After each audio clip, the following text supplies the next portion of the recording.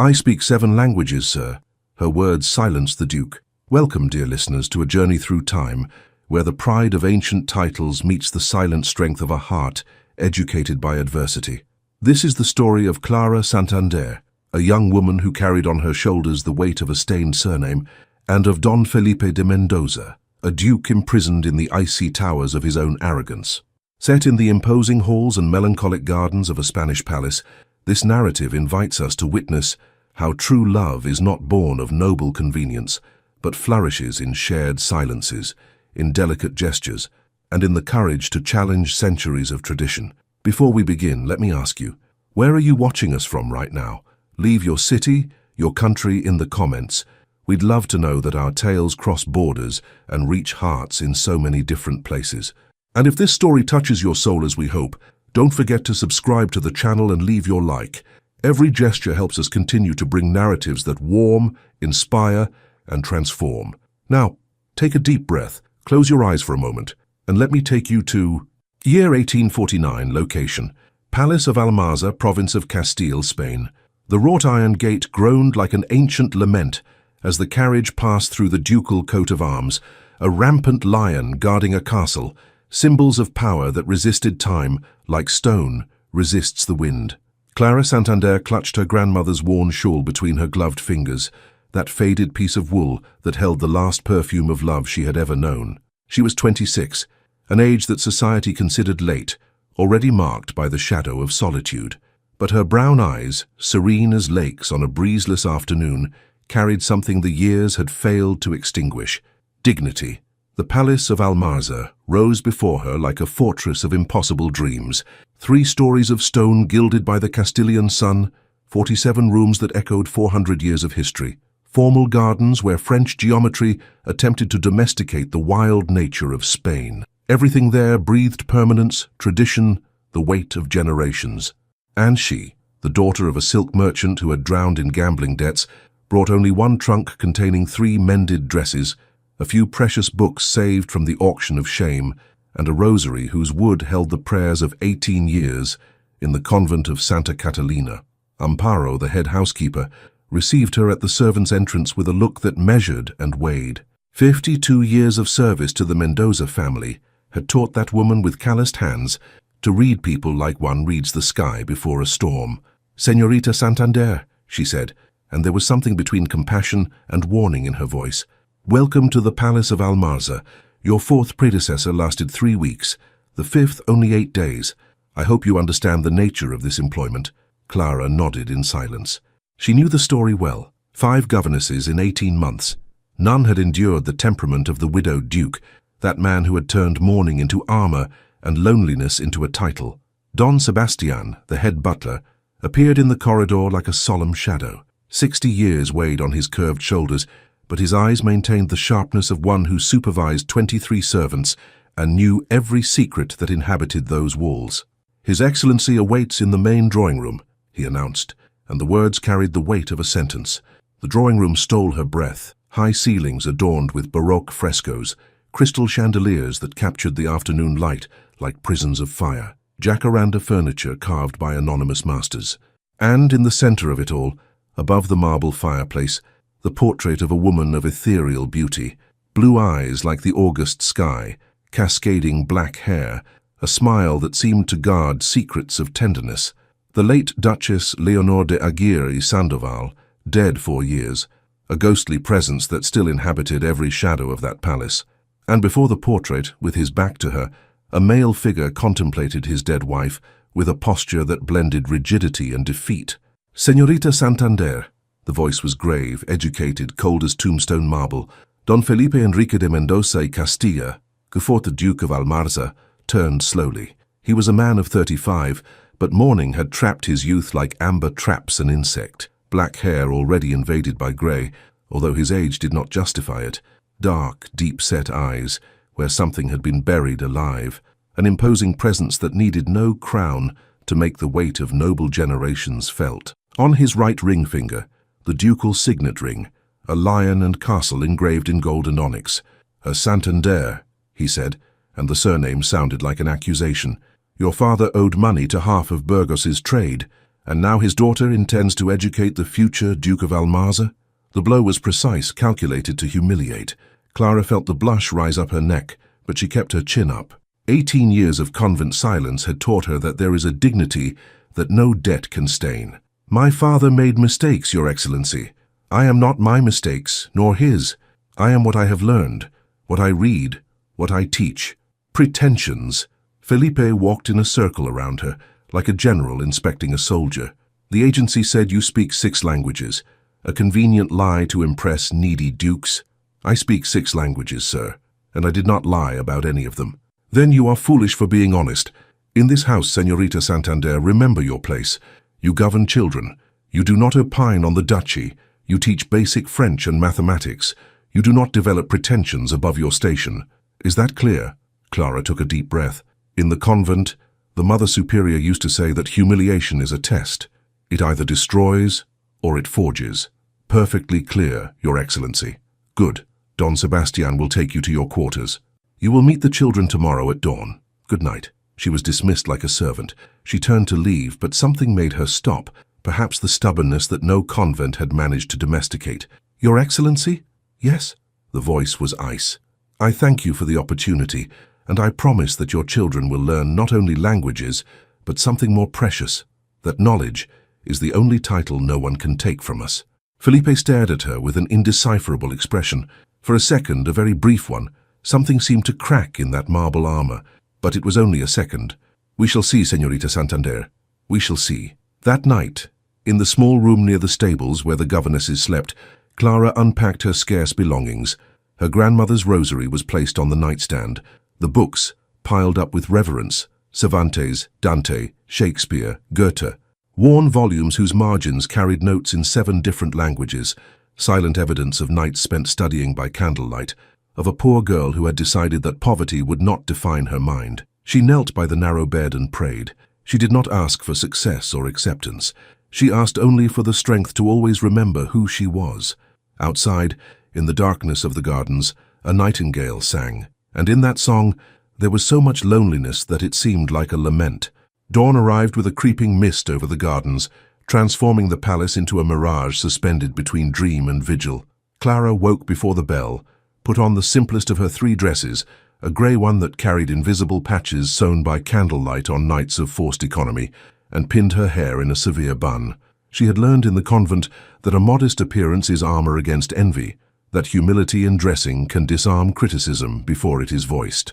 She walked through still silent corridors, where portraits of dead duchesses seemed to judge her with eyes of ink. Her steps on the marble echoed like accusations, impostor, plebeian, daughter of a bankrupt. But she kept her chin up. If those blue-blooded women scorned her, they would at least find her with her head held high. The children awaited in the second-floor schoolroom, a large room with high windows overlooking the abandoned orchard. The smell of chalk and old paper mixed with the aroma of polished wood. 3 small figures, as immobile as portraits in a gallery, dressed in the perpetual black of mourning that stretched beyond the reasonable, beyond the healthy. Tomas, the heir, was 13, and his shoulders were already curved by the invisible weight of primogeniture. Eyes identical to his father's, dark as moonless nights, guarded like secret vaults, carrying responsibilities that no boy should know. He sat erect, hands resting on the antique oak table with fingers intertwined like an adult, the posture of a miniature prince already rehearsing for a throne that would one day be his. There was a rigidity in him, of one who learned too early that showing emotion is weakness. Diego, 10, concealed something beneath his desk. Ink-stained fingers betrayed a secret, not pen ink, but watercolor, of a hidden drawing, of forbidden art. There was a contained restlessness in him, like a bird in a gilded cage that still remembers the sky, still dreams of flight even though it knows its wings are tied. He shifted in his chair, eyes constantly darting away whenever Clara looked his way, guilt for doing something his father would disapprove of. And Isabel, 7 years old, black hair like her dead mother's, braided into perfect plaits that some maid must redo 3 times a day, blue eyes like the August sky that seemed to have seen too much. They had seen a mother waste away. They had seen a father transform into a marble statue. She did not look at Clara.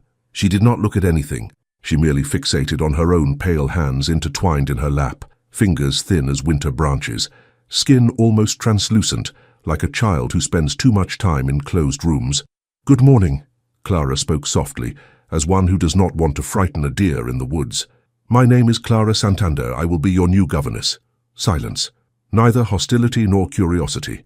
Just that terrible absence that is worse than rejection, that indifference of those who have seen too many governesses come and go, of those who have learned not to attach, because attachment only brings pain when the inevitable departure occurs. The last one said that too. Tomas broke the silence with a voice that tried to be adult, imitating his father's tone. "She lasted 3 weeks. Before her, the other lasted 8 days. How long will you last, señorita?" "I do not know," Clara replied with an honesty that seemed to surprise him. She pulled up a chair and sat, not as a teacher before students in a position of authority, but as an equal around that table. The gesture broke the protocol, and Tomas arched an eyebrow, an identical reflection of his father's, that Mendoza gesture that questioned without words. "But while I am here, I would like to get to know each of you, not as the heir to the duchy, not as the second son, not as the little princess, as Tomas, Diego, and Isabel, just that, just you." Diego finally raised his eyes. There was surprise there, and something more, contained hope, fragile, ready to retreat at the slightest sign of disappointment. "Father Ignacio says I must be perfect," Tomas continued, and now there was a crack in the adult voice he tried to maintain. "I will be the V-Duke. I will govern these lands, represent our lineage. I cannot fail. To fail would be to dishonor 400 years of Mendoza's." "And who said that to be human is to fail?" Clara asked gently. "My father."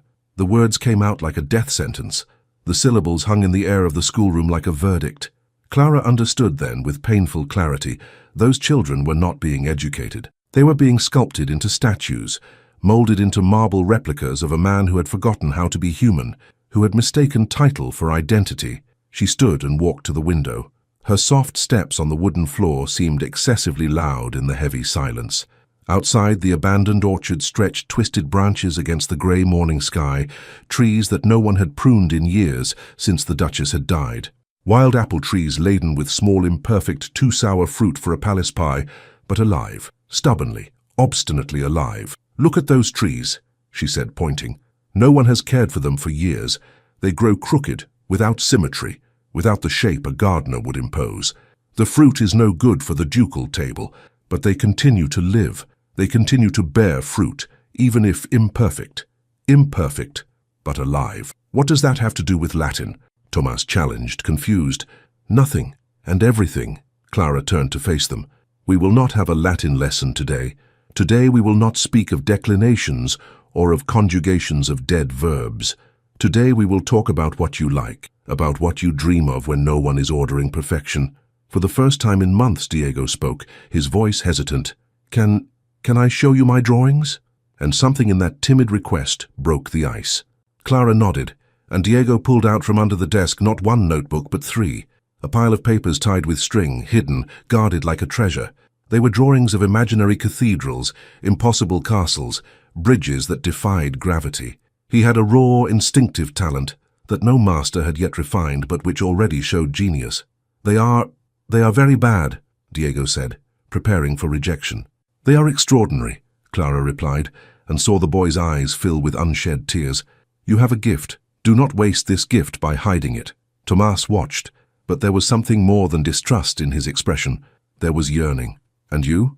Clara turned to him. "What do you dream of when you do not need to be perfect?" The boy hesitated. Then, so low that Clara almost didn't hear, "I dream of just being Tomas, not the future V-Duke. Just a boy who can make a mistake without dishonoring generations." And Isabel, whom no one expected to speak, whispered a single, broken word. "Mama." Clara felt her own tears forming. She approached the girl, knelt to be at the level of the blue eyes that did not blink. "You can talk about her," she said softly. "You can cry for her. Mourning is not weakness. It is love that has nowhere else to go." And for the first time in 4 years, Isabel cried. She cried in the arms of a stranger who, at that moment, became less strange. Clara hugged her, rocking her gently, while Tomas and Diego watched as if witnessing a miracle. There was no lesson that day. There was only conversation. Diego showed all his drawings, years of hidden work. Tomas admitted he was terrified of disappointing his father, a terror that kept him from sleeping. Isabel asked to hear stories about the mother she was forgetting more and more. At the end of the afternoon, when the bell rang, the three children did not want to leave. It was the first time that the schoolroom felt less like a prison and more like a refuge. That night, when Clara finally retired to the small room near the stables, exhausted but strangely hopeful, Don Sebastian appeared at her door. He knocked gently, waited to be invited in. "Señorita Santander, I am obliged to inform you. His Excellency observed the lessons today." Her heart froze. She had broken protocol, ignored the curriculum, allowed the children to cry. "And," she managed to ask. He said nothing. He only observed. The butler hesitated, and there was unsaid emotion on that usually impassive face. "In 4 years, señorita, it is the first time I have seen him enter the children's wing. 4 years since she died, and today he came in. He stood in the corridor, the door ajar, watching. He did not intervene. He did not order. He did not criticize. He only observed. Was he angry? I cannot say what he was, señorita, but when he left I saw something in his face that I have not seen since before the Duchess died." Don Sebastian paused. It looked like hope. After he left, Clara lay awake in the darkness, listening to the palace breathe, sounds she was learning to recognize, the creak of old wood, the wind in the corridors, distant chapel bells. And she realized something frightening. That entire house lived suspended, waiting for someone to break the spell. Servants, children, even the Duke himself, all trapped in a mourning that had become a mode of existence. She did not know if she would have the courage to break such an old, so deeply rooted spell. But maybe she did not need courage. Maybe she just needed stubbornness. And stubbornness, she had plenty of that. December arrived with rains that transformed the gardens into faded watercolors. Clara had been in the palace for a month, and the children's transformation was subtle, but as real as a change of season. Tomás smiled, not always, but sometimes, when Diego told jokes about clumsy knights. Diego drew openly, and his sketches of imaginary cathedrals showed a talent that even his own father did not yet recognize. Isabel whispered a word. "Mama." Just that, one night when Clara was rocking her after a nightmare. But it was a beginning, Felipe observed. Clara felt the weight of that ducal gaze whenever she walked through the corridors, whenever she taught in the schoolroom with the door ajar. He did not interfere, he did not praise. He merely observed, like a scholar observes an experiment whose result he cannot yet predict. It was Don Sebastian who brought the news that would change everything. "Señorita Santander." He appeared at the schoolroom door one Friday afternoon, his expression grave. "His Excellency requests your presence in the ducal office." Immediately. The office was a masculine sanctuary of power, walls lined with dark oak, portraits of 10 generations of dukes gazing at the present with critical eyes, an antique globe where Spain still dominated half the world. Felipe stood by the window, hands clasped behind his back, a military posture. "Señorita Santander," he said without turning, "in 2 weeks we will receive important guests. It will be a diplomatic dinner. Castilian nobles, the French ambassador, representatives of the court. Matters of politics and alliance." Clara waited, not understanding why they were informing her. "The children will remain in their rooms. They are not ready for society." Now he turned. "You, however, will join us at the table." "Me?" Clara could not disguise her astonishment. "But I am a governess, Your Excellency. It is not appropriate. I decide what is appropriate in my house." The voice was steel. "I want them to see the type of servant I employ. I want them to know that even governesses here meet unattainable standards." Understanding chilled her insides. He was not inviting her.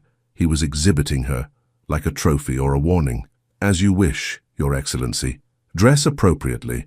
Amparo has a dress that will fit. It does not need to be elegant, just presentable." Humiliation was now so familiar that Clara barely felt it anymore. She merely bowed her head slightly and withdrew. Ambassador Philippe Renard, a middle-aged man with impeccable mustaches, was discussing the terms of a trade treaty with Felipe in French. Clara, seated 8 places down, observed the tension in the Duke's shoulders. He did not understand. He tried to disguise it with diplomatic monosyllables, but he was lost in technical jargon that mixed commerce and politics. Renard noticed. His tone became slightly impatient. "Alors, Monsieur le Duc, concernant les tarifs préférentiels pour les textiles catalans." "So, Mr. Duke, concerning the preferential tariffs for Catalan textiles," Felipe improvised a response. He made a mistake. Clara saw the sudden discomfort on the ambassador's face. A misunderstanding that could cause a diplomatic incident. She did not think. She just spoke in fluent French. Pardonnez-moi, monsieur l'ambassadeur. Je crois que sa grâce souhaite clarifier. Pardon me, Mr. Ambassador. I believe His Grace wishes to clarify. Silence fell like a blade. All eyes turned to her. Felipe turned pale, then red. Clara corrected the misunderstanding with 3 precise sentences. Renard relaxed, smiled. The Marquise de Salazar arched a surprised eyebrow. The Dowager Duchess of Osuna, a 68-year-old matriarch whose power in the court rivaled Queen's, leaned forward, interested. Felipe controlled himself, barely. Madame Renard, the ambassador's wife, tried to recover civility. Quelle surprise! Une gouvernante qui parle français. What a surprise. A governess who speaks French. Then, whimsically, testing, she quoted Dante, in Italian. Clara replied with Petrarch, also in Italian. The dinner became an involuntary linguistic spectacle. Clara answered a question in English, a comment in German. The nobles watched, incredulous. Felipe gripped his wineglass hard enough to crush it. When the dinner ended and the guests moved to the drawing room, Felipe called Clara over. His voice was low, lethal. Is Señorita Santander collecting languages to compensate for a lack of lineage? Clara felt years of humiliations, of being belittled for her surname, for her poverty, for her audacity in having an education. It all surged up like a wave. She stood up. She faced him. I speak 7 languages, Your Excellency. Her voice sounded crystal clear in the suddenly silent room. French, Italian, English, German, Portuguese, Latin and Spanish. I learned them not to impress dukes, but because wise nuns loved me more than my own blood, because books were my family when no one else wanted to be, and because knowledge, Your Excellency, is the only title no duke can take from me. She turned and left. Behind her, the Duchess of Osuna murmured, loud enough for everyone to hear, astonishing. Not even my granddaughter, educated in Paris, masters so many. And then, staring at Felipe, be careful, young duke. Dismiss this girl and you will be remembered as a fool. But Clara did not hear. She was already climbing the stairs, trembling, knowing that she had just signed her expulsion. Clara did not sleep. She packed her trunk methodically, folded the 3 dresses, wrapped the books in paper. By dawn she would be ready. She would not wait to be expelled. She would leave with dignity. But dawn came, and Don Sebastian did not knock at the door with an order to depart. At 8 o'clock, Amparo appeared, not with a dismissal, but with a coffee tray. The wrinkled face showed perplexity. His Excellency wants to see you, in the winter garden after breakfast. The winter garden was a glass greenhouse at the back of the palace, created by the late Duchess to cultivate roses that could not withstand the Castilian winter. No one had entered there since her death. Felipe had kept it closed, an untouched sanctuary of memory. Clara found him among the wild rose bushes, without a coat, only a shirt and waistcoat, his hair disheveled as if he had not slept. He held a wilting red rose, petals falling like dry tears. Señorita Santander, he said without turning. Clara, may I call you Clara? It was the first time he had used her first name. The sudden intimacy was more frightening than the previous formality. As you wish, Your Excellency. Please, in this place, among dead roses, dispense with the title. He turned around. His eyes were red. My wife cultivated these flowers. She said that fragile things deserve extra care. I did not listen. I was always busy with ducal affairs. And then she died, and I realized too late that I had confused priorities. Clara remained still. Felipe continued, his voice breaking. When Leonor fell ill, I could have called the best doctors from Madrid, from the royal palace itself. But my pride, my cursed Mendoza pride, said that a duke does not ask for help, that it would show weakness. I called the local doctor, and he did not know what to do, and she died, and I killed her with my pride. Tears. Clara saw them run down his aristocratic face and understood. That man was not a monster. He was just a broken man, hiding behind a title because it was the only armor left. Your Excellency. Last night, he cut in, you humiliated me, in front of ambassadors, in front of the Duchess of Osuna, whose opinion can destroy careers. And you know what I realized? You did not humiliate me. I humiliated myself, for being small, for being cruel, for using a title as a whip against someone who deserved respect. He walked up to Clara. He stopped 2 steps away. The proximity was unsettling, laden with something neither dared to name. Forgive me, he said simply. not as duke, as a man. Forgive me for being small when you were always great. Clara felt her own tears forming. And the children? She whispered. Forgive them too, for being human when you demand they be perfect. Felipe closed his eyes. How do I do that? How do I forgive them when I do not even know how to be a father? It starts by showing up. Clara dared to touch his hand. Just show up. Have dinner with them. Listen to Diego's drawings. Read stories to Isabel before bed. Talk to Tomas about his fears. That is all. Show up. What if I fail? Then you will fail, surrounded by love, which is better than triumphing surrounded by emptiness. Felipe held her hand. The touch was electric, forbidden, impossible. Duke and governess, worlds separated by chasms of class, tradition, a whole century of rules. But there, among dead roses and foggy glass, they were just a man and a woman, both alone, both broken, both trying to learn how to be human. Stay, he asked. Not as a governess, as... He hesitated. As family. Be family to us. Please. Clara nodded, unable to speak. When she left the winter garden, the sun had broken through the clouds, and for the first time in 4 years, the palace of Almanza felt less like a tomb and more like a home. December brought snow, large, slow flakes, turning Almanza into a Gothic fairy tale. The children ran out into the gardens for the first time in recent memory. Felipe allowed it. More than that, he joined them. Clara watched from the window as the Duke of Almanza, a man whose word moved regional politics, built a clumsy snowman that made Diego laugh until his stomach hurt. That night, something changed. Felipe ordered dinner to be served not in the grand banquet hall, a mahogany table for 24 where 3 generations of dukes had received kings, but in the family room, a small round table where Leonor used to gather the family. Tomas arrived first, suspicious. Are you here because Father Ignacio ordered it? Felipe removed the ducal ring. He placed it on the table. The gesture was symbolic, a temporary abandonment of title. I am here because I want to be, and tonight, I am not the Duke. I am just your father. Isabel, hesitant, approached. A small hand touched his bearded face. Felipe closed his eyes, and Clara saw centuries of Mendoza pride melting like snow in the sun. Papa, Isabel whispered. A word she had not said for 4 years. Are you back? Yes, my little one, I am back.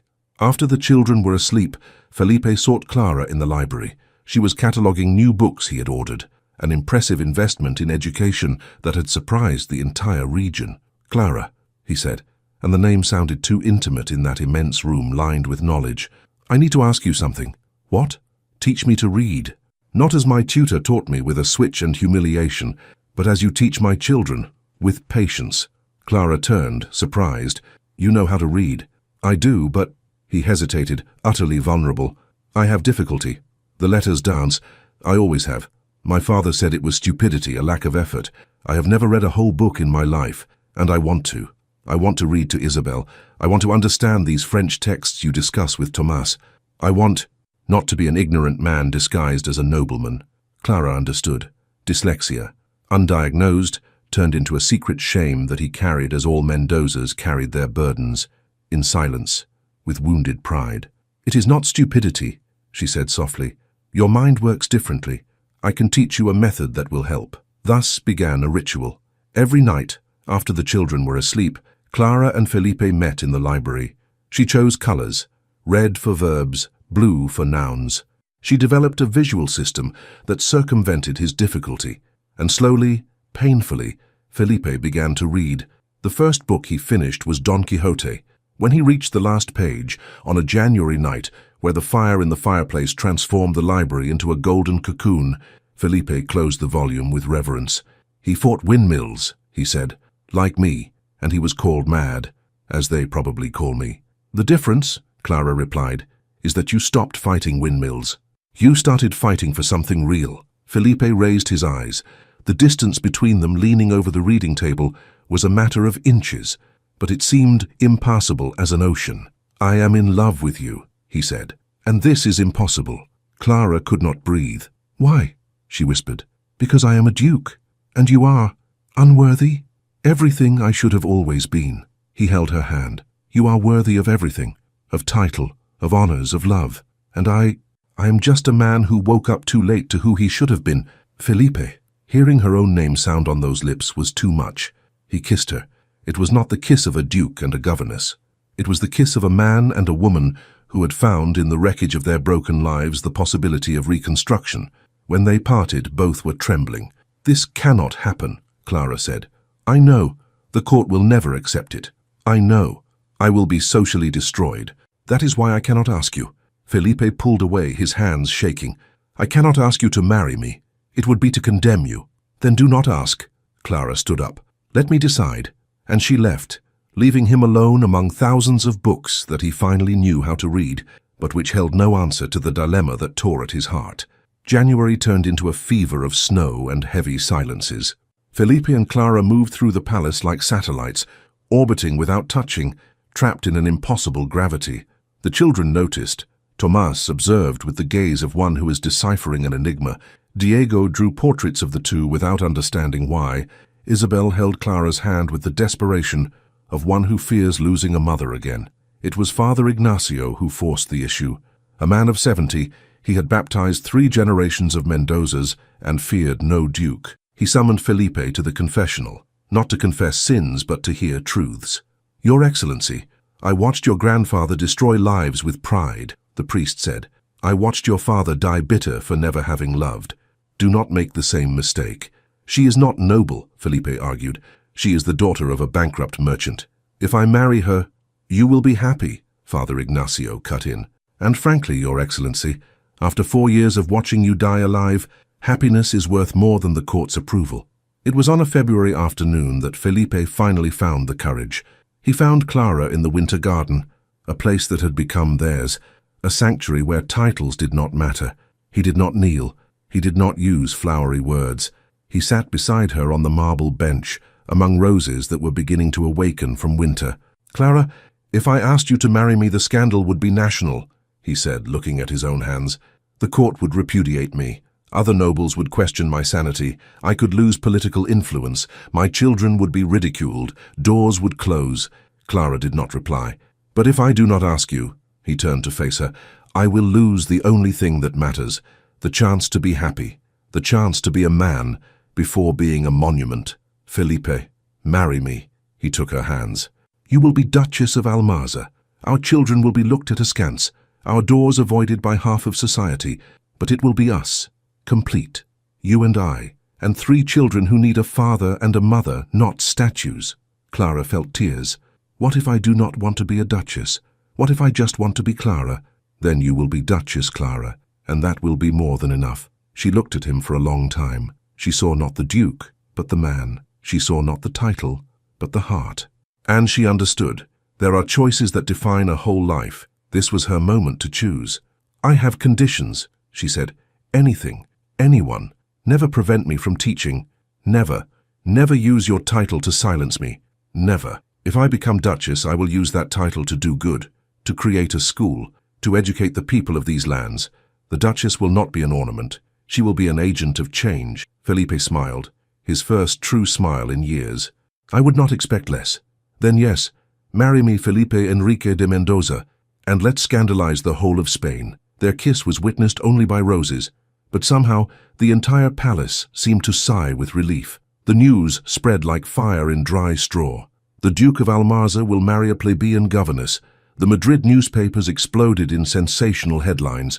The court seethed with gossip, and the Mendoza family, the family reacted. Don Rodrigo de Mendoza y Velasco, Count of Trevino, Felipe's cousin and presumptive heir to the duchy, arrived with an entourage of 8 people and a funeral expression. Felipe received him in the throne room, a theater of power used only on occasions of maximum seriousness. He sat in the ancestral ducal chair, the ring on his finger, a posture that admitted no questioning. Clara was present, obliged by protocol to watch in silence. "Cousin," Rodrigo began, his voice controlled but vibrating with anger, "as Mendoza blood I must protest. A governess, the daughter of a disgraced debtor? This stains 400 years of lineage that dates back to the Catholic monarchs." His wife, Eulalia, chimed in, "Think of Queen Isabel II. Think of the court. A plebeian as a duchess? It is an affront to the very idea of nobility." Felipe did not move. When he spoke, his voice carried the weight of generations. "As the Ivy Duke of Almanza, Grandee of Spain, I do not answer to counts. I answer only to the crown. and the crown has not opined. Because it is a shame to do so, Rodrigo shot back. If you insist on this madness, I will take the case to the Nobility Council. I will question your mental capacity to govern the duchy. I will say that mourning has driven you mad. He went too far. Felipe stood up slowly. The room seemed to shrink around his presence. Clara Santander, he pronounced each word like a sentence, has more nobility in one finger than you in your entire family tree. She speaks 7 languages. She saved a diplomatic negotiation you would not even understand. She is transforming my children from statues into people. And most importantly, she made me remember that a man is more than a coat of arms. Your children will be social bastards. Rodrigo played his last card. Tomas will never be accepted as the V-Duke if you marry her. Then we will break with a rotten society. Felipe walked to the door, opened it. Don Sebastian, escort the Count out and remove the Trevino coat of arms from our alliance records. It was a virtual banishment, a rupture of ties that had existed for centuries. Rodrigo turned pale. You will regret this. The only thing I regret, Felipe said, is taking 35 years to learn that love is worth more than the approval of hypocrites. The next morning, an unannounced carriage passed through the gates. An aristocratic coat of arms, the Dowager Duchess of Osuna, a matriarch whose power in the court rivaled kings. Felipe received her with apprehension.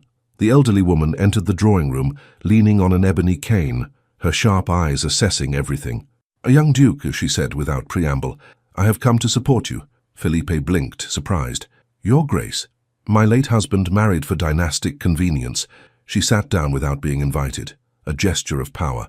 We spent 40 miserable years, he with mistresses, I with resentment. When he died, I felt relief, not tears. Relief. You have found love. That is worth more than the approval of the entire court combined. But society, she banged her cane on the floor, is made up of hypocrites who envy your courage. With my patronage, half will accept. The other half always envied the Mendozas anyway. Clara, who had entered to serve tea, stood motionless. The matriarch stared at her. Come here, girl. Clara approached terrified. The matriarch held her hands, examining them. Working hands, not aristocratic idleness. These hands have worked, she said. These hands, no real value. You will be a better duchess than half the women who carry the title by birth. And then to Felipe, marry her, quickly, before the vultures organize a formal opposition. And so, with the improbable blessing of one of Spain's most powerful women, the path became a little less impossible. The wedding was set for February. 6 weeks of preparation that turned the palace into a hive of frantic activity. But before the celebrations, there was protocol, notifying Queen Isabel II. The response arrived in an envelope sealed with the royal stamp. Felipe opened it with hands that trembled imperceptibly. His Excellency is within his right to choose a consort. The crown does not interfere in matters of the heart. Diplomatic. Neither approval nor condemnation. But it was enough. The Queen would not block it. Clara sewed her own wedding dress. Not white. That would be excessive pretension. But dark blue velvet, the color of the Mendoza coat of arms, with delicate lace on the cuffs that Amparo helped to embroider. The Duchess of Osuna lent family jewels, a sapphire necklace that had belonged to a queen 3 centuries ago. Felipe ordered a female ducal ring to be created. He did not want to use Leonor's. That would be disrespectful to her memory. The new ring featured the Mendoza coat of arms intertwined with open books. Symbol, knowledge was now part of the lineage. And he did more. He created a ducal office specifically for Clara. Unprecedented. Duchesses did not have offices. They were ornaments, not participants in administration. But Clara would be different. The official title, Duchess Consort of Almarza and Educator of the Ducal Lands. The wedding day dawned with clear skies, a cold February air that made ice crystals sparkle like diamonds in the gardens. The palace chapel had been prepared for 200 people, 60 nobles brave enough to come, 140 commoners. Notably absent, 2/3 of the Castilian nobility, Rodrigo's entire family, representatives of traditionalist ducal houses. Present, the Duchess of Osuna in a place of honor, the Marquise de Salazar, Ambassador Renard, a French diplomatic gesture, and 5 nuns from the convent of Santa Catalina, who had traveled 12 days to see the girl they had educated become a duchess. The bishop priest of Burgos, obtained through the intervention of the Duchess of Osuna, would officiate. His presence was a declaration. The church approved. Clara entered the chapel not on the arm of her dead father, but led by Thomas. The 13-year-old heir, wearing a miniature ducal uniform, was a perfect symbol. The future Vice-Duke accepted the new Duchess. Felipe waited at the altar. There were tears in his eyes, the first public display of emotion in 4 years. The bishop priest read the traditional vows, but Felipe had asked permission to add his own words. I promise to honor her not as duke to duchess, but as man to woman, not as lord to subject, but as equal to equal. I promise that our love will be stronger than scandal, that our union will be more real than any title. Clara replied, I promise to be a duchess worthy of this people, even if I am never accepted by the entire court. I promise to use this title not to elevate myself, but to elevate others. And I promise to remind you always that a true man is measured not by a coat of arms, but by a heart. When the bishop priest said, I now pronounce you husband and wife, Clara signed the ducal register with a hand that did not tremble. The first plebeian duchess in 400 years of Almarza. The chapel bells rang, and for the first time in centuries, it seemed that change was possible. The celebration lasted 3 days, a ducal tradition. But it was not an empty display of pomp. It was a real communion. Nobles who came mingled with the common people. Children from the villages played in the formal gardens. Musicians played not only court minuets, but also an Aragonese jota that made even the Duchess of Osuna clap her hands. On the third night, when the last guests finally withdrew, Felipe and Clara stood alone on the terrace overlooking the ducal lands. 50 kilometers of property that were now her responsibility as well. Are you afraid? He asked. Terrified, she admitted. I was not born for this. No one is born for anything. Felipe hugged her. We become what we choose to be, and you chose to be courageous. Below, in the villages, hearth fires flickered like earthly stars. All those people, all those lives, now connected to the Duchess who spoke 7 languages and sewed her own dress. Clara understood. She had not become Duchess to wear a crown. She had become Duchess to remove the crown from others. March arrived with the promise of spring. Clara, now officially Duchess, had power she had never imagined possible, and she used it. I want to create a school, she announced at the first ducal council that Felipe allowed her to attend. The 6 councillors, elderly men who had managed Mendoza properties for decades, looked at her as if she had proposed abolishing the monarchy. Your Grace, the treasurer, Don Luis, began carefully, schools for the common people are unusual. Then we will be pioneers. Clara did not look away. The cost, I will use my ducal dowry, she cut in. Felipe gave me 100,000 reales. 15,000 will go to the school. Felipe, present but silent due to his promise, watched. There was pride in his eyes. The council reluctantly approved. The ducal school of Almarza was inaugurated in March 1850, an old mill building renovated with 20 wooden desks built by the local carpenter. 20 initial students, boys and girls, mixed, a radicalism that scandalized even progressives. Clara taught personally 3 times a week. She did not delegate. She did not supervise from afar. She was there, hands dirty with chalk, ducal dress stained with ink, explaining geography to barefoot children whose parents had never left the village. The news spread. Duchess teaches peasants.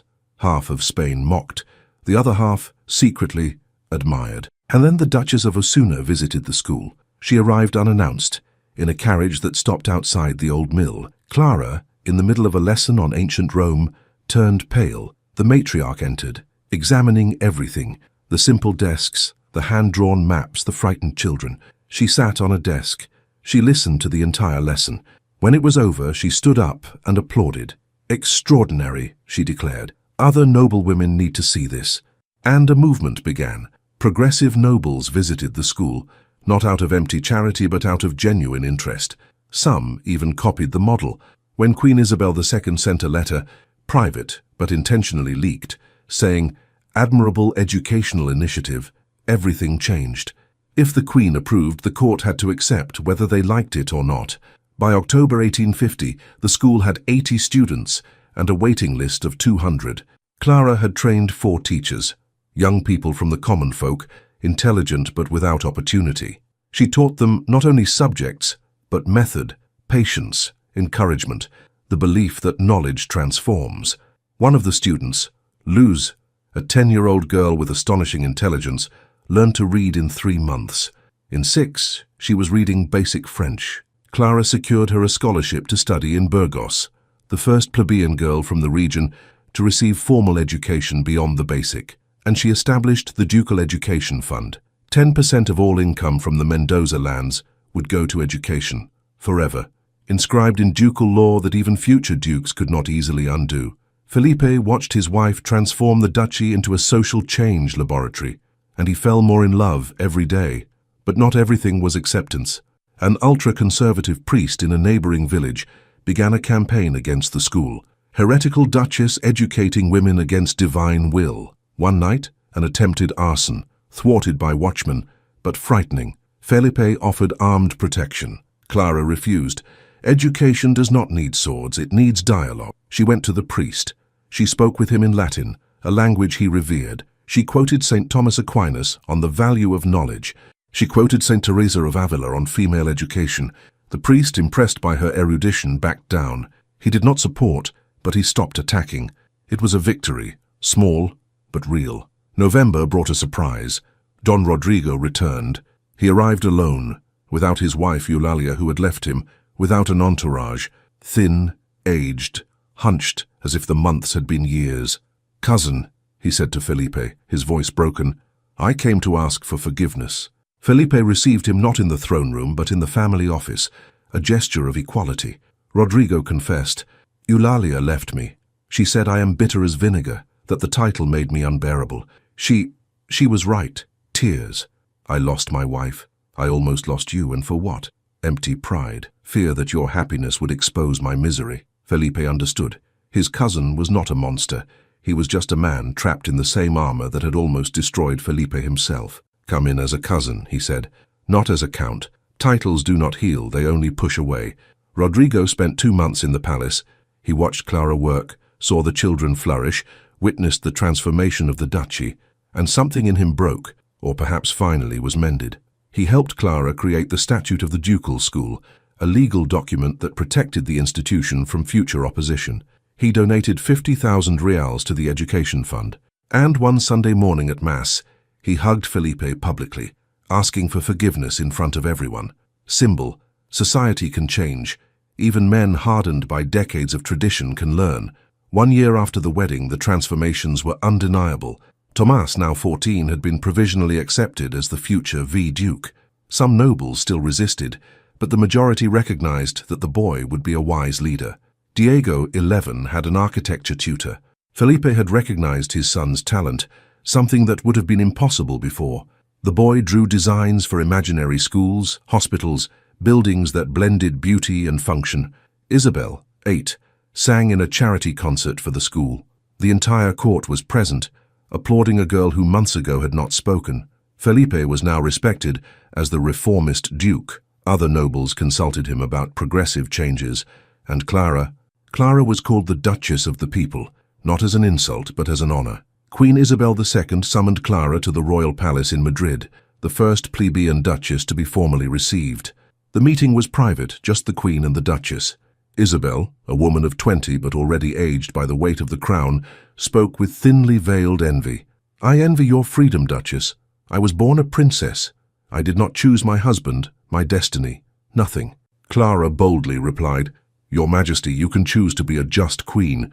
It is a daily choice, not a birthright." Isabel smiled sadly. "Now I understand why he chose you.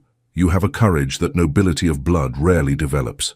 Spring of 1851 arrived with Clara 6 months pregnant. The news was celebrated in the ducal lands. An additional heir strengthened the lineage, but more than that, it symbolized hope, a child of true love, not dynastic convenience. The school now had 150 students, 6 teachers, 3 buildings. 5 nobles from other regions had created similar schools, citing Almarza as a model. A movement was beginning. Education as aristocratic responsibility, not charity. Felipe learned English. He read Shakespeare, with a terrible accent that made Clara laugh, but he read. Tomás was accepted to the University of Salamanca with honors, the first university-educated Mendoza in generations. The family traditionally learned with private tutors, an aristocratic method that isolated. Rodrigo appeared weekly for dinner, always with a new girlfriend, a teacher, not a noblewoman. Felipe joked that his cousin was recovering lost decades of humanity in months of romantic madness. One evening on the ducal terrace under a starry sky, Clara and Felipe talked about the future. "Are you afraid of childbirth?" he asked, his hand on her belly. "Yes," she admitted. "Your first wife, Leonor, died because I was too proud to call the best doctors," Felipe cut in. "This time 3 doctors from Madrid will come, and if anything at all seems wrong, I will use all the resources of the duchy. I will not repeat the mistake. And if even so," Felipe hugged her, "it will not happen. But if it does, you taught me how to be a father. The children will be fine, and I will survive, because now I know how to live." Clara leaned back on him. Below, the ducal lands stretched under the moonlight. Villages, fields, countless lives all connected to this woman who had dared to love above her station. "Sometimes I still feel like an imposter wearing a crown," she confessed. "You do not wear a crown." Felipe kissed her hair. "You are the crown. You are everything nobility should be and rarely is. Generous, educated, courageous, humble." June brought labor. The 3 doctors from Madrid occupied an entire suite, transforming it into a makeshift hospital. Felipe did not leave the corridor for 36 hours. Tomás, Diego, and Isabel sat with him, a family united in vigil. When the baby's cry finally echoed, Felipe collapsed in tears. "A girl, perfect, healthy. What shall we name her?" Clara asked, exhausted but radiant. "Leonor, Clara," Felipe said, honoring the past, celebrating the future. And there, in that room where new life had begun, a family reunited, nobility and love intertwined. Something fundamental changed in the Duchy of Almarza. It was no longer a house of ghosts. It was a house of people. September. Little Leonor Clara was 3 months old when the opposition mobilized. The Nobility Council, pressured by an ultra-conservative faction, officially questioned the legitimacy of the marriage. The document arrived in a black envelope sealed with red wax. "It is requested that Don Felipe Enrique de Mendoza y Castilla appear before the council to defend his decision to marry a plebeian, an act that some members consider incompatible with the dignity of a grandee of Spain." It was a direct attack. If the council ruled against Felipe, they could revoke his privileges, politically isolate him, even question Tomás's right to succession. Felipe read the document 3 times. Then he turned to Clara. "I will go. And I will defend not only our marriage but our right to choose love over tradition." "Let me go with you," Clara asked. "They do not allow women in the council. Then I will wait outside. But I will not let you face it alone." Madrid. The council met in a centuries-old palace, a hall lined with portraits of nobles who had died centuries ago. 23 members, all men, all over 50. Felipe entered wearing his full ducal uniform, embroidered coat, medals earned in political campaigns, ceremonial sword, signet ring. The Grand Master of the Council, the Duke of Montemayor, a 70-year-old man who personified tradition, spoke. "Don Felipe, we have been convened due to concern that your marriage to a plebeian stains the noble institution." "Let the accusations come," Felipe said, his voice firm. 3 hours passed. Arguments that Clara lacked lineage, that the children of the marriage would dilute noble blood, that he was setting a dangerous precedent. Finally, Felipe asked for the floor. He stood up. He removed the ducal ring. He placed it on the table in front of everyone. "This ring," he said, "I have carried for 20 years. It was my father's, his father's, 10 generations of them. And do you know what it taught me? That a title is a weight, that noble blood is a prison, that true nobility is not what we inherit, but what we do." Silence. "I married Clara Santander," he continued, "because she taught me how to be a man, because she saved my children from becoming statues, because she created a school that educates 150 children. And if you think that stains nobility, then nobility deserves to be stained." He picked up the ring again. He placed it on his finger. "Now decide. Take away my title if you wish. But you will not take away my love. You will not take away the legacy we are building. And you will not take away the right of my son to be a worthy duke, not just the heir of a coat of arms." He turned and left. The vote took 6 hours. Clara waited in the corridor praying. When the door finally opened, the Grand Master announced, "By 17 votes to 6, the council recognizes the legitimacy of the ducal marriage." And it goes further. It recommends that other noble houses consider worth over lineage. Victory. Not unanimous, but real. Felipe hugged Clara there, in the council corridor, a greater scandal than any marriage. And for the first time, she used the title, "Thank you, husband. Thank you, Duchess." 10 years later, 1861, the Ducal School of Almarza had transformed into an educational complex. 400 students, 20 teachers, courses ranging from basic literacy to university preparation. Luz, the prodigy girl, had returned with a university degree, the first woman in the province with a higher education. She now directed the school alongside Clara. Tomás, Duke of Almarza, at 24 after Felipe ceded the title early to dedicate himself to education, had abolished remnant feudal practices. He always quoted, "My mother taught me that power is not for domination but for elevation." Diego had become a renowned architect, designing schools throughout Spain, beautiful and functional buildings that democratized beauty. Isabel was studying music in Vienna, corresponding weekly with Clara in 4 different languages. And Leonor Clara, now 10 years old, was teaching younger children to read. She had inherited her mother's gift for teaching and her father's stubbornness not to accept injustice. At the school entrance, Felipe had ordered an inscription to be engraved that had become famous. Here, title does not matter. The courage to learn matters. Duchess Clara de Almarza, 1850. One autumn afternoon, Clara and Felipe sat on the same terrace where they had talked so many times. Now with grey hair, hands marked by time but eyes still shining with the light of those who live with purpose. "We did something impossible," Felipe said. "We did something necessary," Clara corrected. 50 schools across Spain now follow our model," he continued.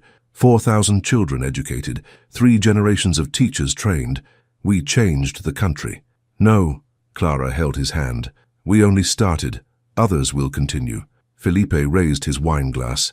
"A toast, then, to the woman who spoke 7 languages and taught me the only language that matters, the language of love. And to the man," Clara toasted, "who exchanged a crown of power for a crown of humanity. Below, in the lands that now prospered, not by ducal imposition but by collaboration, lights were turning on, families dining, children studying by lamplight, teachers preparing lessons, life, abundant and free, flourishing like roses in a garden finally cared for. And in the palace that was no longer a fortress but a home, a family, made not of blue blood but of courageous choices, celebrated not a title but love. The Ducal School of Almarza operated for 60 years, educating 4,000 students before being incorporated into the Spanish public education system in 1910. Clara de Mendoza, née Santander, died in 1889 at the age of 66. Her funeral was attended by over 3,000 people. 3 of her students became university professors, an unthinkable feat before her. Felipe de Mendoza died in 1891, 2 years after his wife. His epitaph, chosen by himself, read, "Here lies a man who learned humility from a wise woman." Tomás, the V-Duke, quoted in his inauguration speech, "My mother was not born noble. She became noble. And thus she taught me that true nobility is earned by actions, not inherited with a surname." The Palace of Almarza still exists, converted into an educational museum. At the entrance, the original inscription remains, read by thousands of annual visitors. Here title does not matter. The courage to learn matters. And so a governess who spoke 7 languages transformed a duchy, a family, and in the end, a part of a country. Not with swords or proclamations, but with books, patience, and the unwavering belief that knowledge is the only title no one can take away. Her story still echoes, whispered in schools, remembered in universities, taught as an example that love and courage can indeed change the world. One word at a time, one child at a time, one heart at a time.